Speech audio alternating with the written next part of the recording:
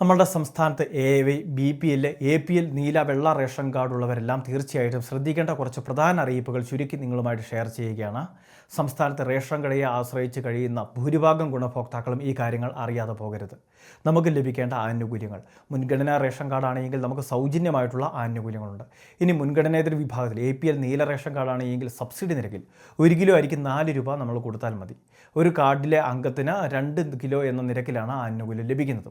ഇനി വെള്ള റേഷൻ കാർഡാണെങ്കിൽ നമുക്ക് സബ്സിഡി ഇല്ല, അതുകൊണ്ട് തന്നെ 10 രൂപ 90 പൈസയൊക്കെ നമുക്ക് മുടക്കേണ്ടതായിട്ട് വരുന്നുണ്ട്. എങ്കിലും നമുക്ക് കൃത്യമായിട്ട് ആനുകൂല്യം ഉണ്ടായിരിക്കും.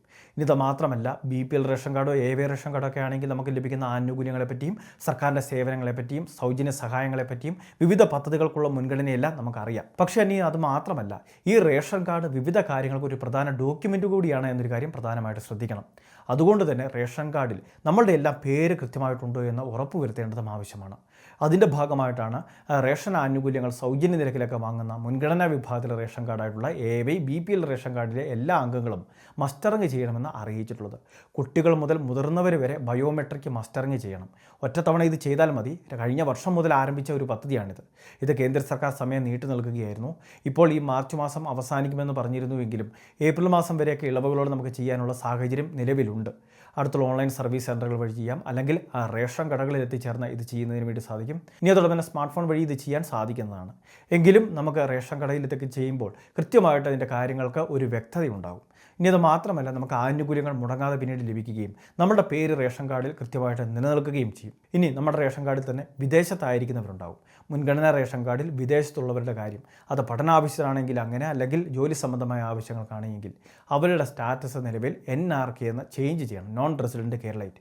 കേരളത്തിൽ നിലവിൽ ഇപ്പോൾ ഇല്ല എന്നൊരു സ്റ്റാറ്റസ് അത് അപ്ഡേഷൻ ചെയ്യുന്നതിലൂടെ അവരുടെ പേര് കേന്ദ്ര സർക്കാർ നീക്കം ചെയ്യാതിരിക്കും. പിന്നീട് അവർ നാട്ടിൽ തിരിച്ചെത്തുന്ന സമയത്ത് മസ്റ്ററിങ് ചെയ്ത് കഴിഞ്ഞാൽ പിന്നീട് അവർക്ക് റേഷൻ വാങ്ങുന്നതിനും അർഹതയുണ്ടായിരിക്കും. അപ്പോൾ ഈ കാര്യം കൃത്യമായിട്ട് നമ്മൾ അപ്ഡേഷൻ ചെയ്യണം. അതിന് അക്ഷയ കേന്ദ്രങ്ങളോ അല്ലെങ്കിൽ കോമൺ സർവീസ് സെൻ്ററുകളെയോ സമീപിച്ചാൽ മതി.